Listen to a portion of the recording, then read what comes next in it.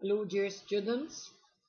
Now we are going to have a recording on adverbial clauses. Okay? All right. What are adverbial clauses? An adverbial clause is a group of words which plays the role of an adverb. Like all clauses, an adverbial clause will contain a subject and a verb. Now here we are going to have an idea about the different kinds of adverbial clauses. We have adverbial clause of time, adverbial clause of manner, of place, adverbial clause of reason, of comparison, of condition, and of concession. Okay, now let's talk about the adverbial clauses of time. Now, from the title, we are focusing on time. An adverb of time states when something happens or how often it happens. And at the beginning, you have to know what's the difference between a clause and a phrase. A clause is a group of words with subject and verb, but the phrase, it's a group of words with no subject, no verb. Like when I say in the garden. In the garden is a phrase. The clause is a group of words with a subject and a verb. And I have two kinds of clauses. The main division of clauses. Main clause and subordinate clause. Now the adverbial clauses, of course, they are subordinate clauses and they are of different kinds. The first kind of the adverbial clause is the adverbial clause of time. That means we are going to focus on the time of the action. An adverb of time states when something happens or how often. An adverb of time often starts with one of the following subordinating conjunction: after, as long as soon as, before, since, until, when, or while. Let's look at a group of examples on the adverbial clause of time.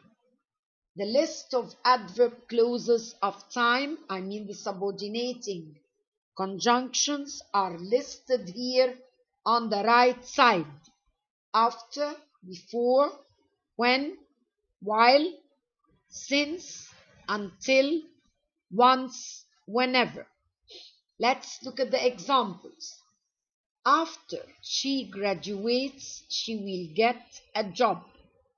Now let's analyze this sentence. The words that are underlined: after she graduates, adverbial clause of time, subordinate clause, but the other part, she will get a job, is the main clause.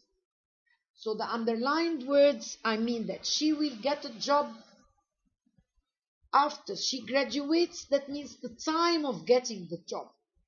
That's why after she graduates is an adverbial clause of time. I will leave before he comes.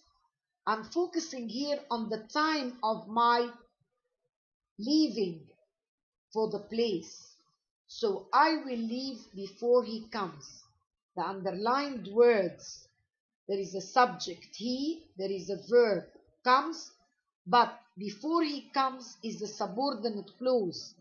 Doesn't give meaning alone, but it indicates the time of my leaving. When I arrived, example number 3, he was talking on the phone. Again, the underlined words suggest an adverbial clause of time. While I was walking home, it began to rain. While I was walking home, if you are going to identify the underlined words, adverbial clause of time. Number 5, I haven't seen him since he left this morning. Since he left this morning, adverbial clause of time. Okay? Now let's move to another kind of adverbial clause. Adverbial clauses of manner. The way. Okay? How the action happens. How the action is done. An adverb of manner states how something is done. How is the action done? An adverb of manner often starts with one of the following subordinating conjunctions: as, like, how, and the way. Let's look at the examples.